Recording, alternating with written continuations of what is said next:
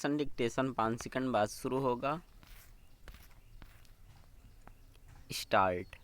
Iran के विदेश मंत्री की ओर से होर्मुज समुद्री मार्ग खोलने की घोषणा को 24 घंटे भी नहीं बीते थे कि ईरानी सेना ने उस पर फिर से अपना पहरा बैठाने का फैसला कर लिया। उसने इस कारण होर्मुज को फिर से बंद करने का फैसला किया क्योंकि अमेरिका ईरानी बंदरगाहों की नाकाबंदी जारी रखने पर अड़ा है। साफ है कि पश्चिम एशिया संकट के मामले में कभी ईरान अपनी जिद पर अड़ता है तो कभी अमेरिका।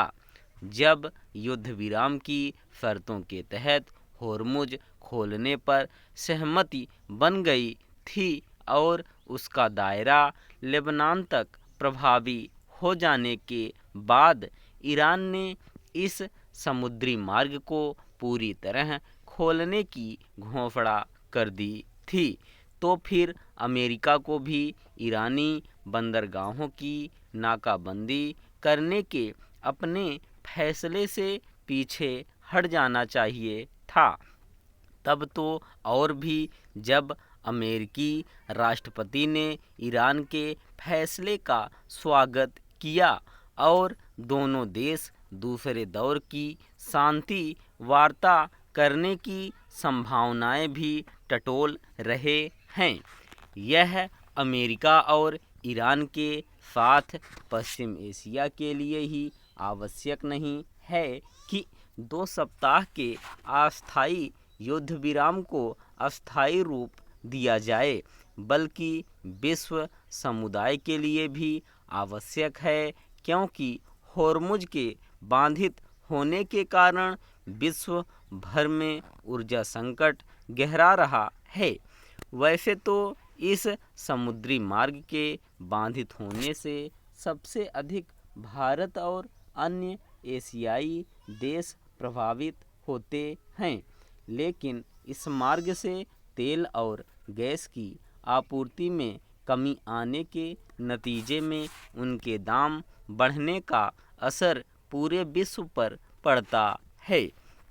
यह ठीक है कि अमेरिका ने रूसी तेल खरीदने की अनुमति 1 माह के लिए और बढ़ा दी, लेकिन आखिर वह यह तय करने वाला होता कौन है कि किस देश से तेल गैस खरीदा जा सकता है।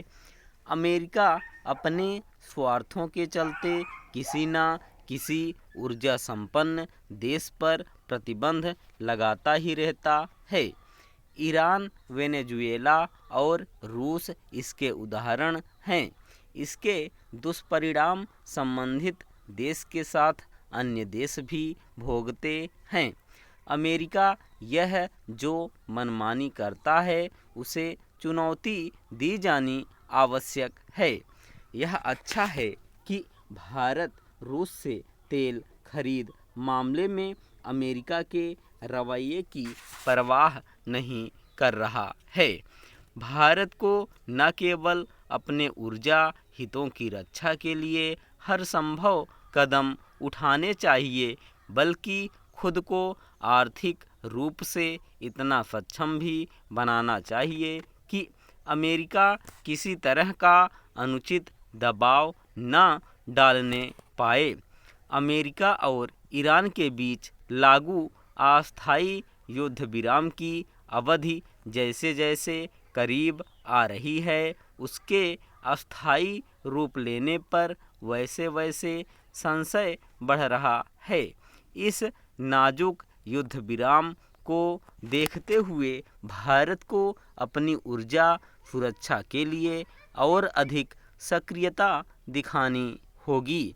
उसे न केवल ऊर्जा आयात नए विकल्प तलाशने होंगे, बल्कि इसके लिए भी उपाय करने होंगे कि आयातित ऊर्जा पर निर्भरता कम कैसे हो।